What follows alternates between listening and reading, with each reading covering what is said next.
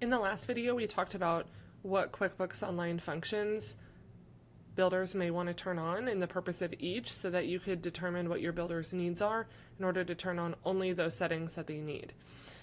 So in this video, we're just going to quickly go through exactly where within QuickBooks we need to go to make those changes. So all settings are up here, access from the gear icon. So we're going to click into that. We're going to go into Account and Settings. And then we'll work down the list in order of where they fall in the list, which is actually the same order that we went through and discussed them in the first module.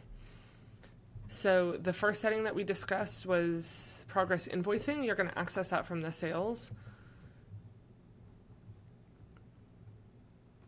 And then we're going to scroll down to progress invoicing, and we're going to toggle that on if you want to turn on progress invoicing for fixed price jobs. So we're going to do that. We're going to save. And then we're going to go into expenses. And we're going to click on show item tables on expense and purchase forms. We're going to make sure that is toggled on. Some of mine are turned on because this is a demo account that I use frequently. We're going to go to track expenses and items by customer. We're going to make sure that is turned on. And then we're going to make expenses and items billable. We're going to turn that on. If your builder has a set rate for their markup, you can technically turn on an additional feature that will automatically apply a default rate to every billable expense. If they have, like, say your builder does cost plus 20 on everything all the time, you can mark this and then put your percentage there.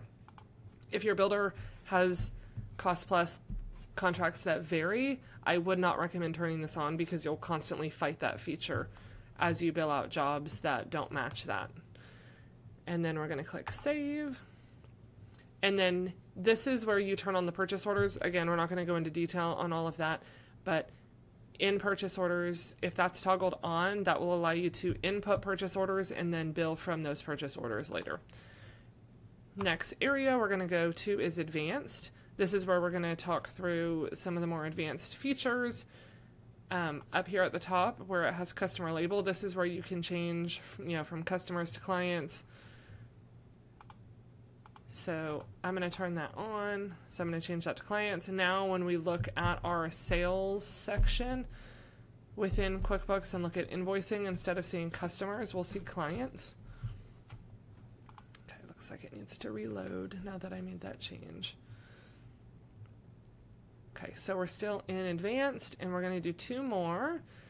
Under chart of accounts, I want to enable the account numbers. This will allow me on my profit and loss, on my balance sheet, to see the actual numbers that we assigned when we input that NAHB chart of accounts.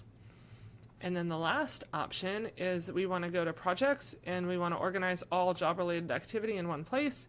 We're going to make sure that is turned on. And click save and then done. And that's it.